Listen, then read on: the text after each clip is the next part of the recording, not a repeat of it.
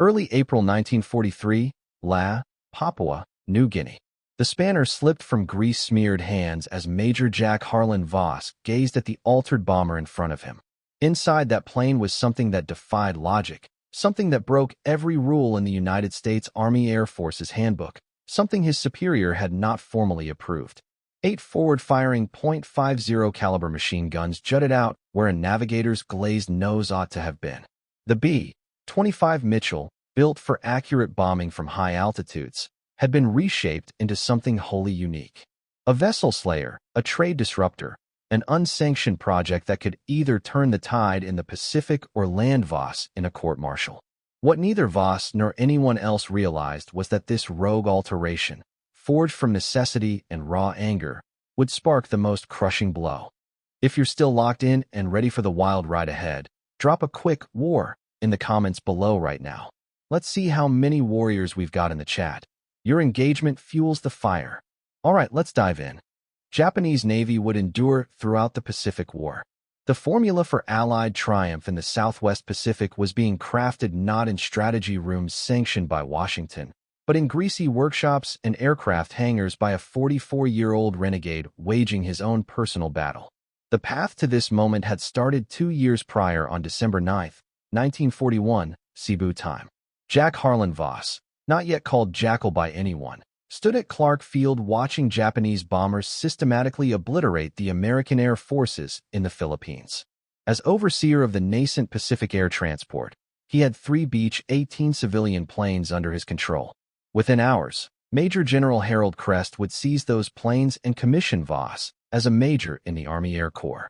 What should have been a short wartime stint would evolve into a 3-year saga of ingenuity, vengeance, and technological upheaval. Voss was 43, a former Navy Chief Warrant Officer who had spent 18 years as an enlisted naval aviator before retiring in January 1940. He had learned to fly in the 1920s, serving with the renowned Skyhawks fighter squadron, and had trained at Corpus Christi Naval Air Station. He understood planes intimately, not from manuals, but from nearly 2 decades of tinkering with them, piloting them, and sometimes wrecking them. But on that December morning, technical know-how was irrelevant.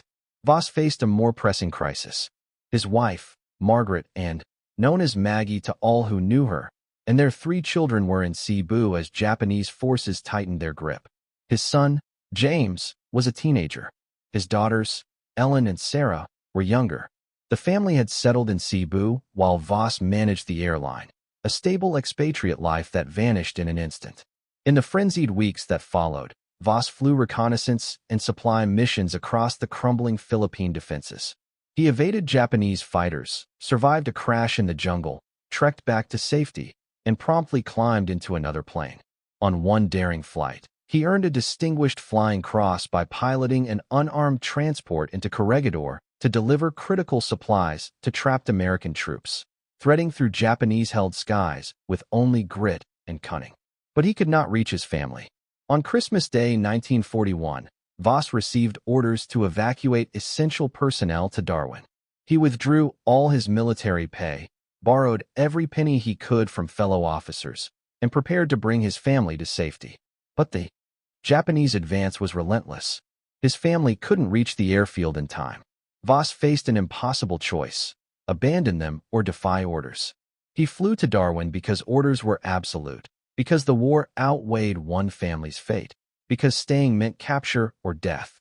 By January 15, 1942, Maggie and the children were seized by Japanese forces and interned at the University of San Carlos, now a makeshift prison for enemy civilians.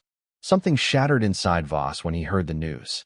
The man who kept fighting was not the same one who left Cebu. He had left his wife and 3 children in the grip of an enemy notorious for cruelty. Every day they spent in that camp was a day Voss couldn't shield them. The only way forward was to end the war quicker. If he couldn't save his family directly, he could demolish every ship, every plane, every supply chain sustaining Japanese forces in the Philippines. This wasn't official strategy. This was retribution masked as ingenuity. When Major General William T. Ramsey arrived in Brisbane in August 1942 to lead the Allied Air Forces in the Southwest Pacific, he inherited a catastrophe. His predecessor had been sacked. Morale was abysmal. Equipment was substandard. The Japanese dominated the skies over New Guinea and were menacing Australia itself. General Douglas MacArthur, theater commander, had little faith in his air forces and made his skepticism painfully obvious. Ramsey, 54, a World War I pilot with 3 confirmed kills and a Distinguished Service Cross, had lectured at the Air Corps Tactical School and was known for unorthodox ideas. When MacArthur unleashed a tirade about the failures of Allied air power, Ramsey listened calmly, then requested one thing: the power to dismiss anyone he deemed ineffective.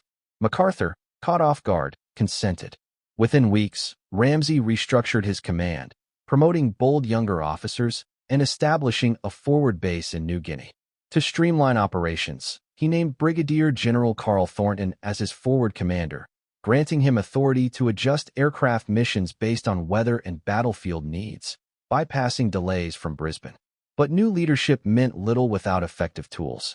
Allied bombing from medium and high altitudes was disastrously ineffective against Japanese ships. High-altitude drops gave ships time to evade. B-17 flying fortresses were striking less than 1% of their targets. Japanese convoys resupplied their New Guinea garrisons freely. Allied troops perished in the jungle, while fresh Japanese soldiers landed from ships that bombers couldn't sink. Ramsey had been mulling this issue since 1929 as a tactical school instructor. He had proposed skip bombing, dropping bombs at low altitude to skip across the water like pebbles on a lake, hitting ships' hulls below the waterline where armor was thinnest. The theory was solid. The practice was proving challenging. B-17s lacked forward firing. Armament.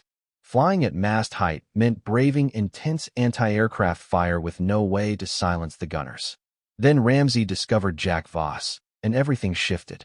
In September 1942, Ramsey heard that someone in the 5th Attack Group was altering A-20 Havoc light bombers without permission. The changes were rough but ingenious. Someone had stripped the Bombardier's glass nose and fitted 4.50 caliber machine guns in its place, all firing forward. The plan was to strafe Japanese positions at treetop level, neutralizing ground fire before releasing bombs. Ramsey investigated and found Major Jack Voss working nearly solo, salvaging weapons from wrecked fighters and bolting them onto attack planes. Voss had taught himself aircraft modification through relentless experimentation. He lacked a formal engineering degree but knew aircraft frames, weight balance, and weapons systems from nearly 2 decades of hands-on work. Most commanders would have court-martialed Voss for tampering with military aircraft without approval. Ramsey instead appointed him to his personal staff as Special Operations Officer and handed him an impossible task: modify every A-20 in the theater for low-altitude assault, and do it now. Voss worked 20-hour days, scavenging guns from crashed planes, crafting mounts in makeshift shops, and personally test-flying each alteration. He installed 4.50 caliber machine guns in the nose of each A-20, added extra guns along the fuselage, and fitted bomb racks for parachute fragmentation bombs. The modified A-20s entered combat in October 1942, targeting a Japanese airfield at Rabaul. The results surpassed all predictions. The modified A-20s roared in at treetop height, guns blazing, neutralizing anti-aircraft defenses before dropping their bombs. Japanese forces, used to high-altitude bombers visible for miles, were caught off guard with no time to respond. The raid obliterated dozens of planes on the ground and proved low-level strafing could transform air combat. Ramsey promptly tasked Voss with applying similar modifications to B-25 Mitchell medium bombers. The B-25 was bigger than the A-20, with greater range, heavier bomb capacity, and room for more forward-firing guns. If Voss could convert the Mitchell into a gunship, it could become the theater's deadliest anti-shipping weapon. The B-25 Mitchell, designed in 1939 as a medium-altitude level bomber, was a twin-engine aircraft with a 67-foot, 7-inch wingspan, powered by 2 Wright R-2600 radial engines, each generating 1,700 horsepower. Its standard armament included 6.50 caliber machine guns for defense and a 3,000-pound bomb load. It carried a crew of 5: pilot, co-pilot, bombardier, radio operator, and gunner. Named for General Billy Mitchell, The air power pioneer court-martialed in 1925 for his bold advocacy. The B-25 saw about 9,890 units built at North American aviation plants in Inglewood, California, and Kansas City, Kansas. The B-25 gained fame in April 1942 when Lieutenant Colonel James Doolittle led 16 B-25Bs in a bold raid on Tokyo, launched from the USS Hornet. The raid caused minor damage but delivered a massive morale boost to Americans still shaken by Pearl Harbor. Crucially, it forced Japan to keep fighters home for defense, weakening their front lines. Yet, the B-25's primary role as a medium-altitude bomber was proving ineffective against ships. Voss studied the B-25 and saw untapped potential. Its nose compartment could house multiple heavy machine guns, and the twin-engine setup offered reliability. Losing one engine wouldn't cripple the aircraft. Its robust frame could withstand heavy damage. Most critically, the Mitchell's range could reach Japanese shipping routes that the shorter-legged A-20 couldn't touch. In late 1942, Voss began modifying B-25s in a maintenance hangar at Cairns, Australia. He collaborated with Major Tom Reed, the North American aviation technical representative in the theater. Reed's job was to ensure modifications adhered to factory standards. Instead, he became Voss's partner in crime, enabling the most effective unsanctioned aircraft modification program of the war. The first hurdle was removing the bombardier and his glass nose compartment. This cut weight and eliminated a fragile position useless for low-altitude strikes. Voss replaced the clear nose with a solid metal one, mounting 4.50 caliber M2 Browning machine guns, all forward-firing and controlled by the pilot. Each gun carried 500 rounds, with a firing rate of about 850 rounds per minute, letting the pilot unleash a devastating barrage in seconds. But 4 guns weren't enough for Voss. He added 2 more .50 caliber guns and cheek blisters on either side of the forward fuselage, just below and behind the cockpit. These blister guns protruded slightly beyond the propeller arc, allowing them to fire without bullets crossing the propeller disc. They were fixed, firing forward, boosting the pilot's firepower. Then Voss made a bold move. The B-25 had a dorsal turret with twin .50 caliber guns behind the cockpit, designed to rotate and defend against attacks from above or behind. Voss locked the turret in the forward-firing position, adding 2 more guns to the pilot's control. The co-pilot could now aim these using a cockpit sight, or the pilot could fire all weapons at once with a master trigger.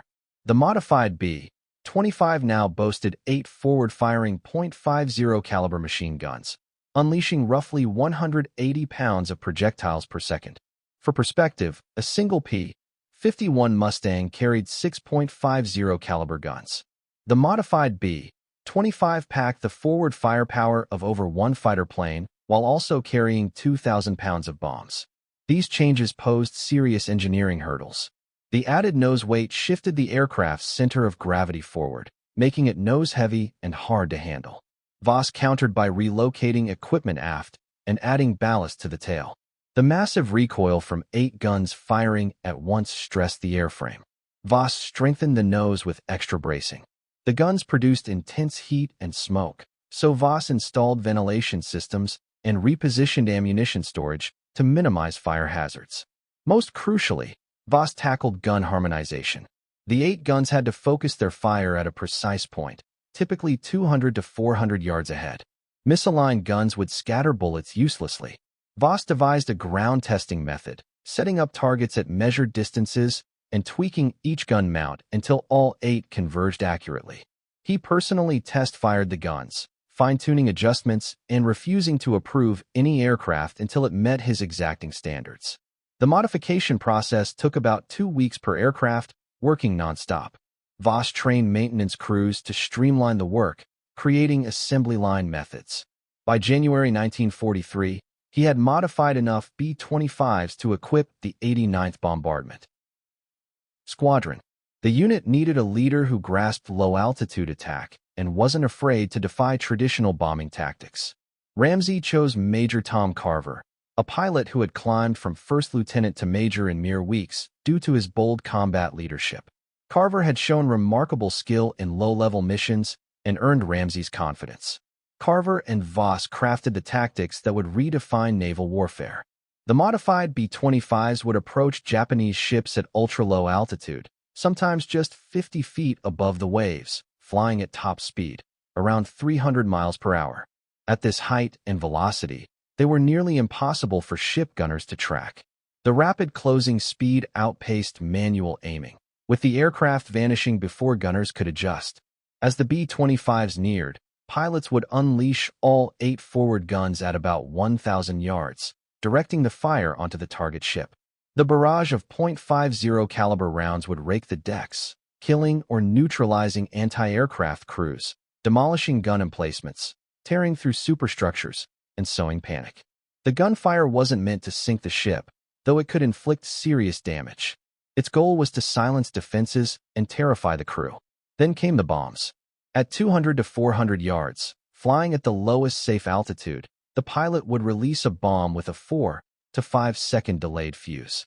Launched at 300 miles per hour, the bomb would hit the water and skip across its surface, bouncing once or twice before striking the ship's hull at or below the waterline. The delayed fuse ensured the bomb didn't detonate on impact. Instead, it would pierce the hull, sink slightly, and then explode. The blast targeted the ship's most vulnerable area below the armor belt, where hulls were thinnest. The explosion, amplified by water's incompressibility, delivered shockwaves with devastating force. A single bomb detonating below the waterline could snap a ship's keel, splinter bulkheads, flood boiler rooms, and trigger catastrophic structural collapse. By the time the bomb exploded, the B-25 was already beyond the target, climbing sharply to evade the blast and secondary explosions. The entire assault, from first gunfire to bomb release, lasted roughly 10 seconds. Skip bombing wasn't entirely novel. The British had tested the method, and some American pilots had improvised it. But merging skip bombing with massive forward firepower was Voss's breakthrough. The strafer nose transformed the bomber into its own fighter escort, neutralizing defenses before bomb delivery. This synergy proved lethal. While Voss modified aircraft, Allied intelligence tracked Japanese naval movements.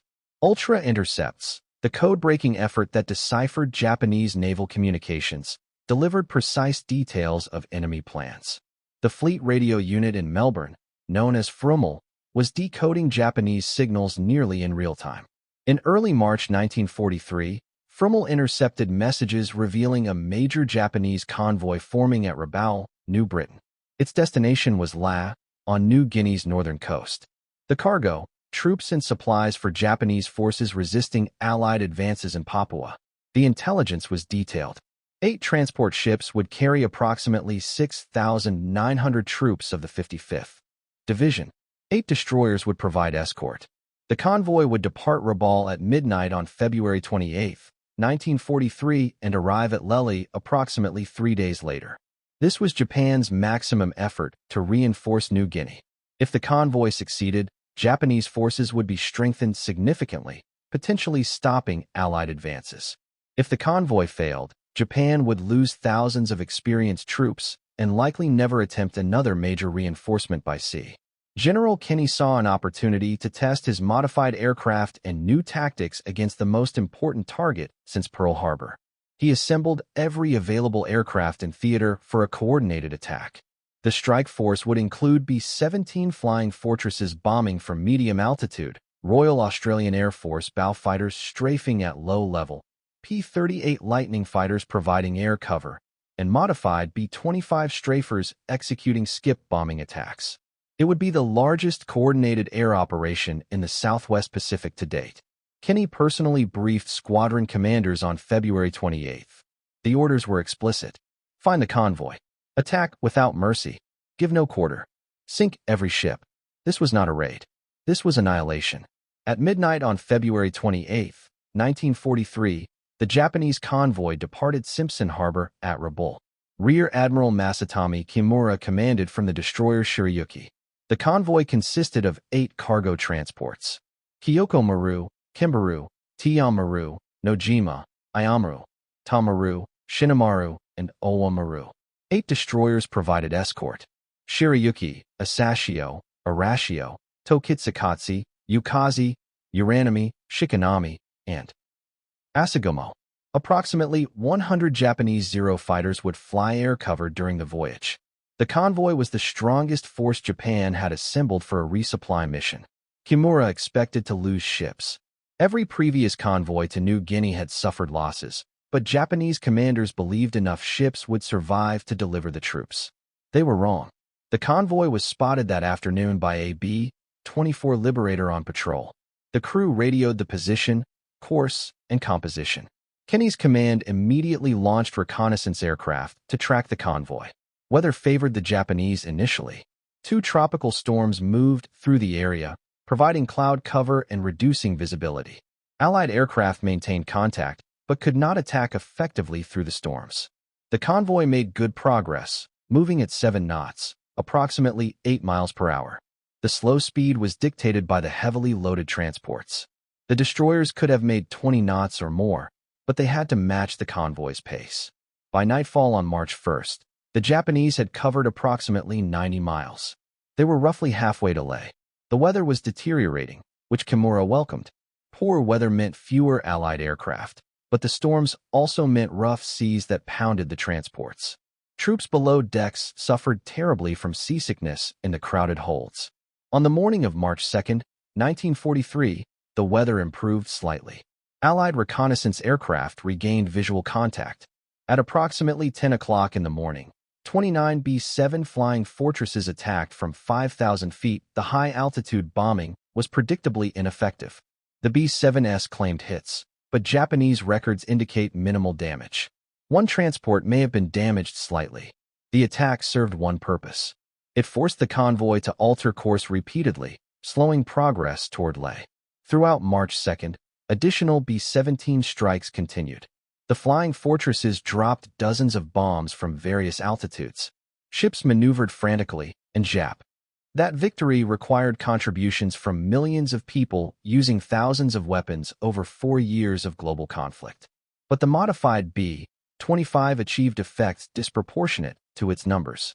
The aircraft represented what was possible when necessity met opportunity, when personal motivation aligned with military requirements, when one man decided that failure was unacceptable. The weapon was born in a maintenance hangar from desperation. It flew into combat at masthead height, guns blazing, bombs skipping across water to slam into hulls and explode below the waterline. It destroyed Japanese hopes of resupplying their forces. It shortened the war. It saved Allied lives, and it freed one family from 3 years